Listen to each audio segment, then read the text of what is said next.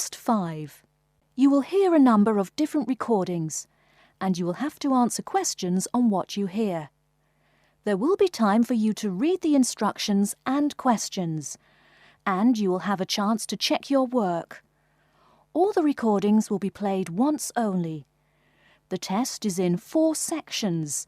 At the end of the test, you will be given 10 minutes to transfer your answers to an answer sheet. Now turn to Section 1. Section 1. You will hear a conversation between a housing agent and a college student who wants to rent a house. First, you have some time to look at questions 1 to 4.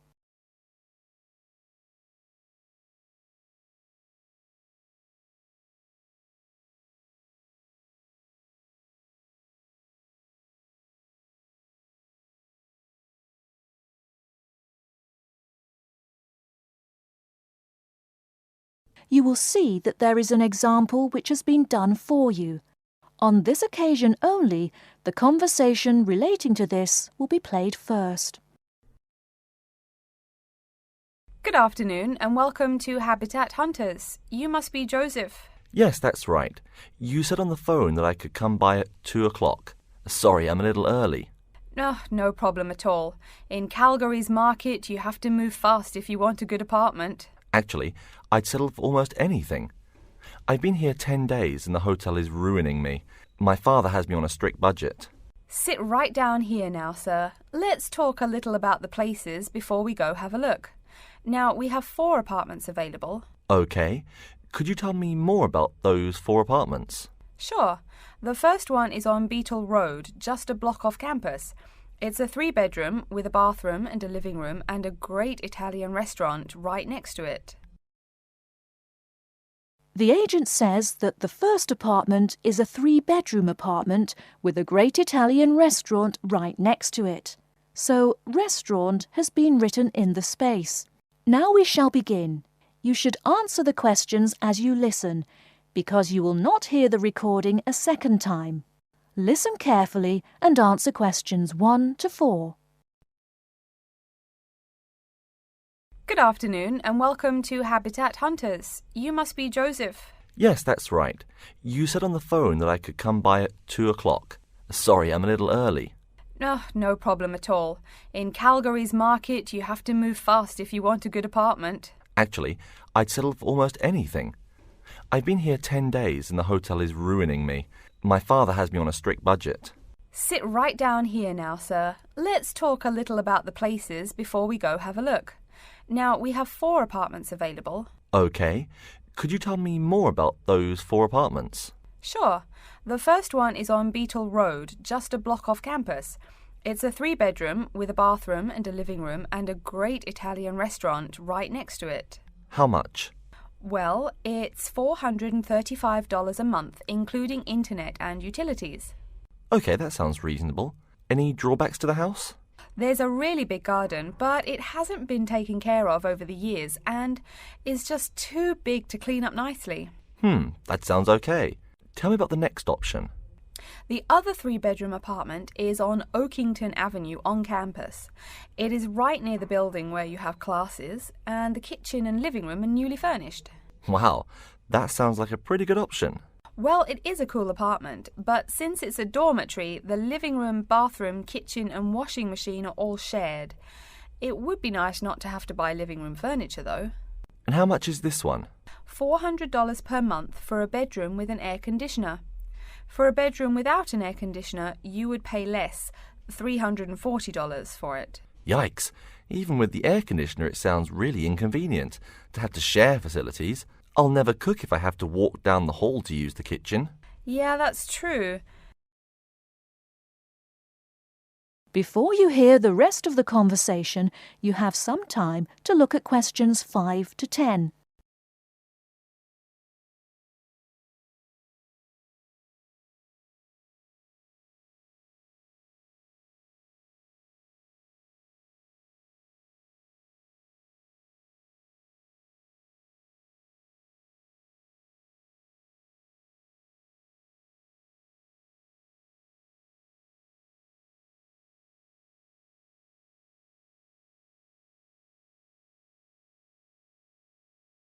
Now listen and answer questions 5 to 10. Anyway, the next place is a 2-bedroom on Mead Street. Oh, I like Mead Street. That's off campus, right? Yep, it's pretty cool, but it only has 2 bedrooms plus a living room and a study. But I want to live together with my 2 friends. So you could make the study into a small bedroom if you end up living with them. Also, we guys will want a TV and DVD player since we're all so much into movies. Well, this place has a great TV and VCR, but no DVD player. No DVD? That's so weird. Are any other facilities provided? As you said, weird enough, it also comes with a wash basin. Is there a washing machine? I think we need that more than just a wash basin. I'm afraid there's no washing machine in the apartment. Wow, that's so old-fashioned. Maybe it's not the best choice for 3 college guys. How much is it? Well, it's $600 per month, but of course it would be cheaper if you made it into 3 bedrooms instead of 2. Where is the apartment located? It's 2500 Mead Street, where there are a lot of bars. It would be affordable, but it would get pretty noisy. And that sounds really expensive for an old place in a noisy area. How about the last place? This one's on campus in the Devon Close complex. It's a 1-bedroom, so it will be a little quieter than the Mead Street place. 1 bedroom, huh? That could be good for focusing on my studies. What else does it have? It comes with a living room and a study, and includes a really nice lamp in the study that has a bunch of different settings. You know what else is cool? There's a dining hall downstairs, so all evening meals are free. You can purchase breakfast and lunch, but meals after 6 p.m. are free. Wow, this place sounds too good to be true. Is it really expensive? It's all right, $500 per month, but there's no bathroom. What? No bathroom? Well, there's no bathroom in the apartment, but there's one at the end of the hall. Thanks. I think now I just have to decide whether I want to live alone or not. Yeah, which one do you prefer? I think I'd choose either this apartment or the one on Beatle Road. Okay, you'd better think about it, and then you can contact me ASAP. Fine. Thanks for your help. You're welcome. That is the end of Section 1. You now have half a minute to check your answers.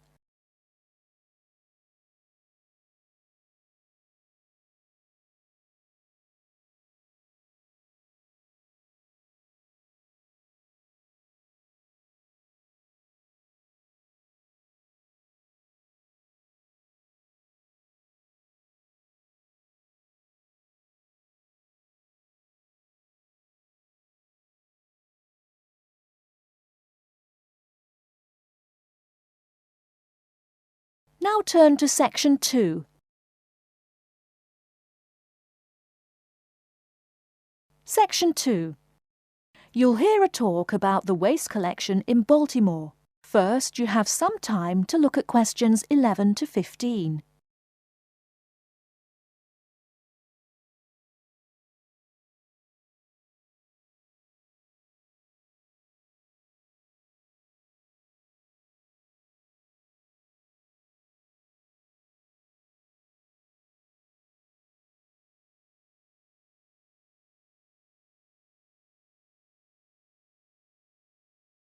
Now, listen carefully and answer questions 11 to 15. Hi folks, my name is Loretta Johnston, and I'm here from the Baltimore Department of Public Waste. Thank you for coming out to our community meeting tonight. I've got a few words to say about the waste collection here in Baltimore. First, there's the sorted collection bins themselves. They're made of sturdy, solid material, so none of your trash can seep out or puncture the bin. Also, since these things sit out on the curb overnight, rain or shine, they have to be waterproof. We can't have water getting up in it and filling up the bin. Remember to pay attention to which bin is which and sort your waste accordingly. You should have a blue or green bin for recyclable garbage, a yellow bin for unrecyclable garbage, and a red bin for toxic waste. Our citywide waste management is divided into 2 services.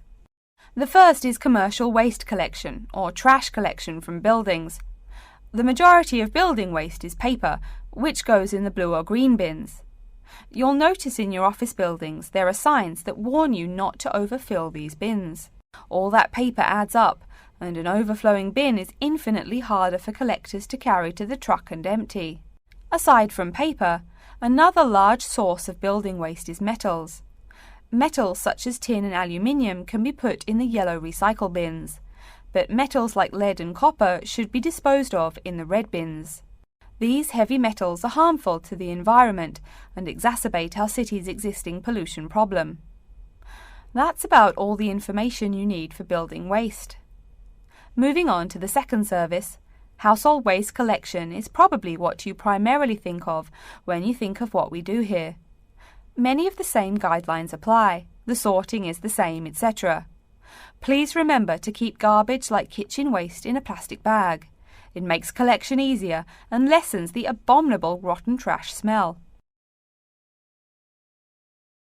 Before you hear the rest of the talk, you have some time to look at questions 16 to 20.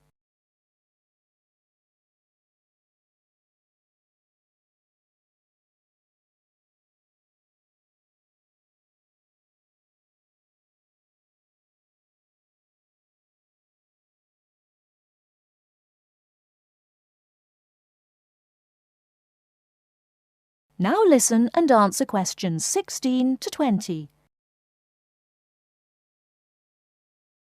So, after we take your trash away, what happens to it? We take all the garbage to one of a number of garbage disposal plants, each of which is located in the middle of an open space of some sort. No one wants to have their home or office right next door to a waste disposal plant, right? Waste is collected and then disposed of once every 4 weeks. A lot of trash can build up in that time, so we're in the process of developing a plan to fund collection more frequently. Ideally, it would be collected weekly, but we will likely have to settle for bi-weekly. The garbage trucks make their rounds to clear the bins at night in order to avoid traffic. I'm sure you've seen how much waste your own household produces in a given week. Now imagine all the trash produced by all the households in Baltimore. It's a lot, right? It may surprise you that this amount is only marginal compared to commercial waste. Yep, the main waste producers are actually businesses, industrial facilities, retail and offices. Hard to believe humans produce that much waste, right? No wonder we have pollution problems. Anyway, after all incoming waste is sorted, recyclables are sent to a recycling plant, while garbage and toxic waste are transported to their respective areas of the plant for treatment. Items such as stones, which should not be disposed of in our bins, are separated out and discarded. Once the trash has undergone the treatment process, it is compacted and disposed of with all the other trash. And finally, when the landfill space is full, it is buried deep underground, and in time, something new is built on the land. That's everything about waste collection. Thank you for listening. Are there any questions? That is the end of section 2. You now have half a minute to check your answers.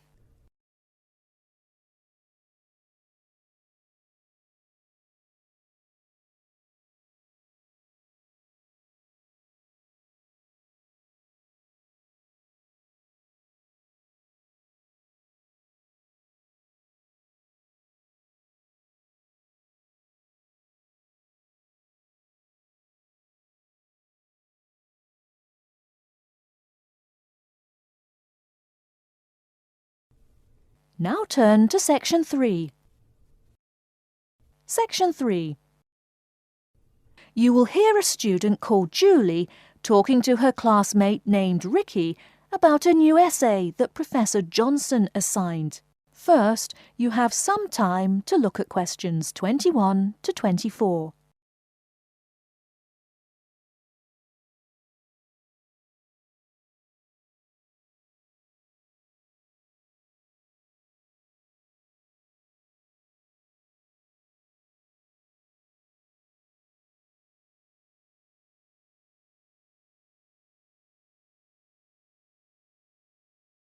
Now, listen carefully and answer questions 21 to 24.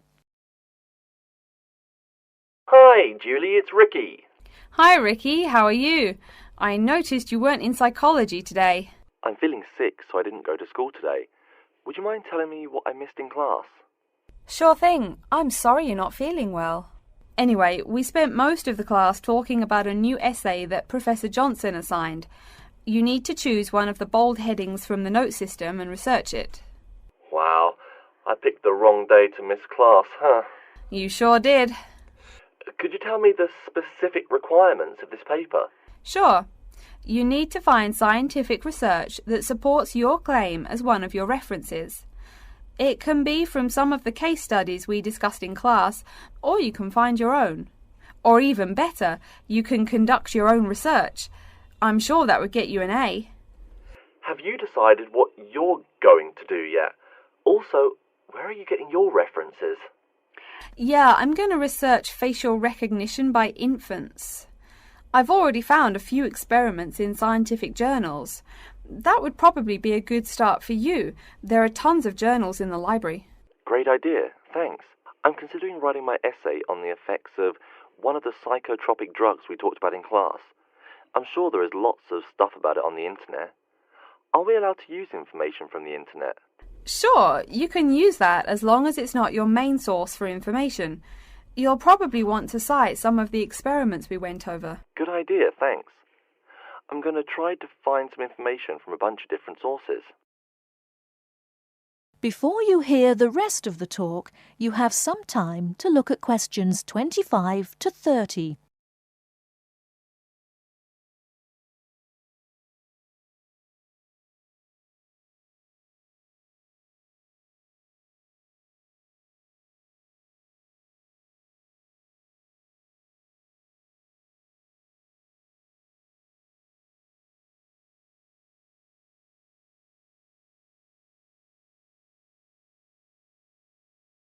Now listen and answer questions 25 to 30.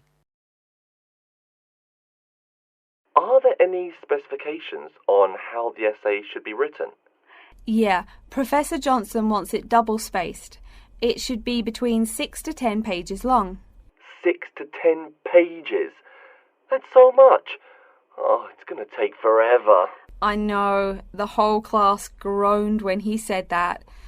Anyway, you also need to put the title in italics and... Wait, each section heading or just the main heading? Only the main heading should be in italics. I think section titles are supposed to be in the same format, but maybe in bold. You'll have to check that in class next time. Oh, okay. So I take it that the report has to be typed, since there are so many requirements. What are the other formatting requirements? Yep, it's got to be typed. Aside from that, there are still a few more specifications. You should number each page. Make sure it goes up in the top right corner. Okay, I'll make sure to write that down. I always forget to number the pages. Do we need to title and date each page too? You need the shortened title on every page, but no need to include the date. That should just be on the cover page. Okay, thanks. No problem. Also, make sure the margins are 3.25 pixels wide. What? I'm not even sure how to do that. Oh, it's okay, I can show you. It's really easy. I think that's all the directions he gave us. A lot of formatting requirements, but we have the freedom to research many things that we like, so that's good. Oh, I almost forgot. Remember to put down your ID number on your report. Thanks so much for your help. I'll see you in class Monday. No problem. Glad I could help. See you later. That is the end of section 3.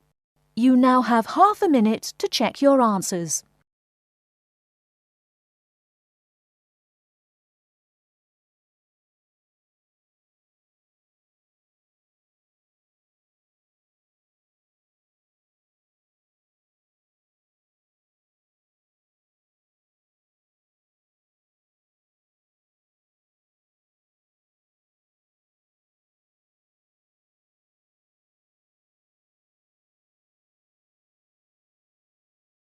Now turn to section 4.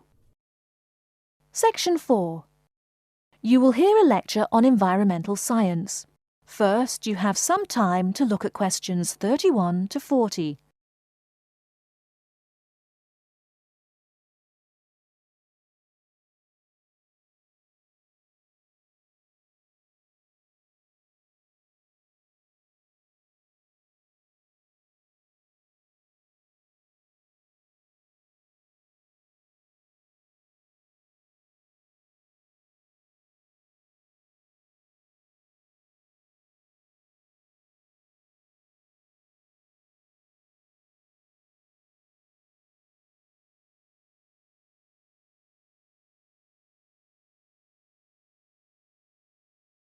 Now listen carefully and answer questions 31 to 40.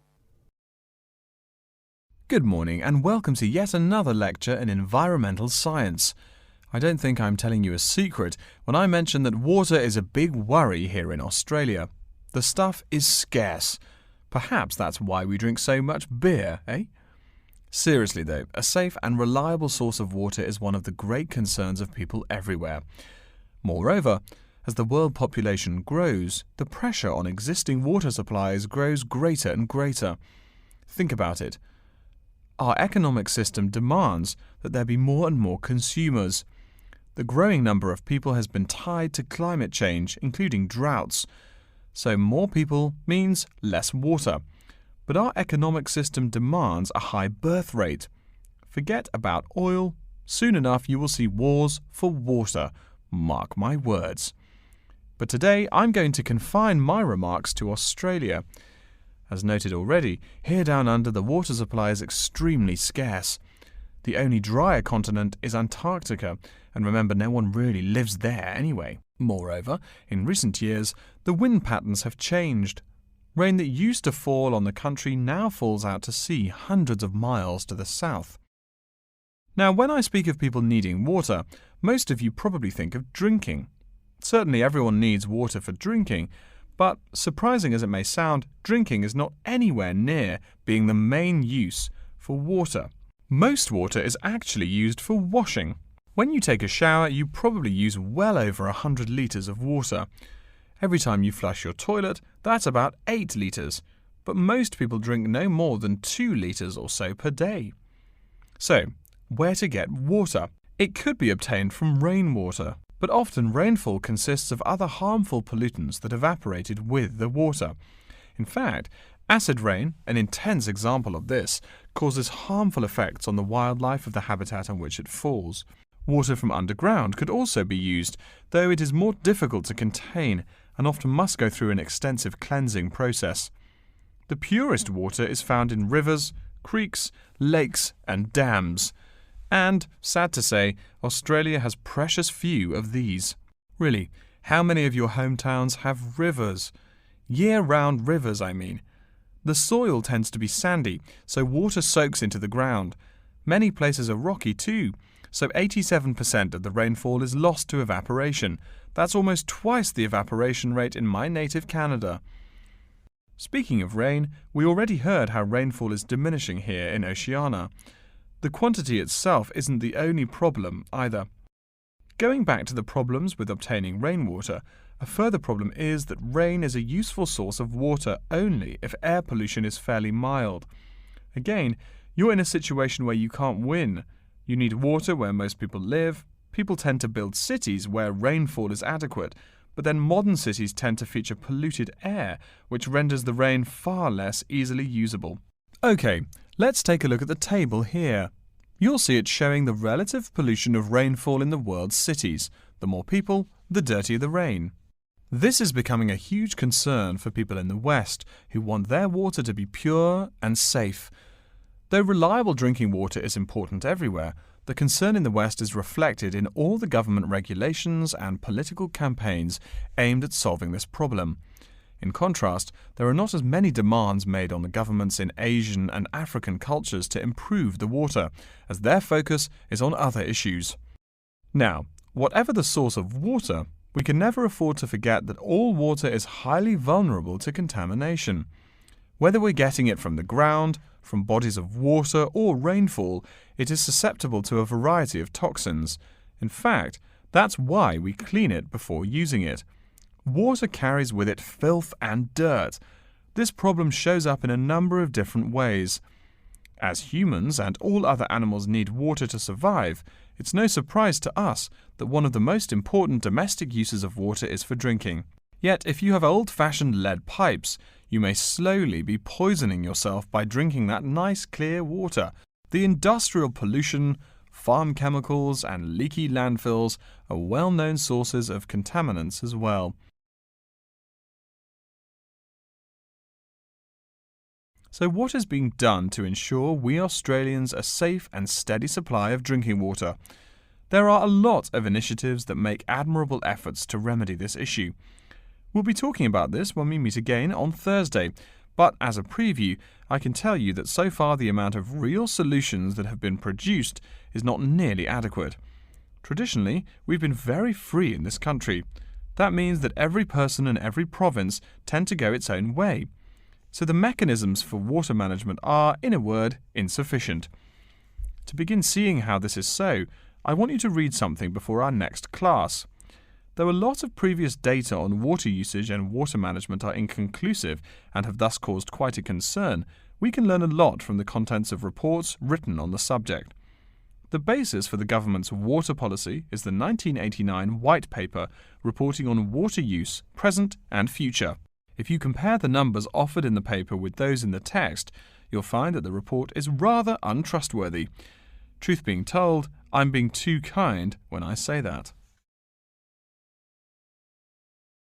That is the end of Section 4. You now have half a minute to check your answers.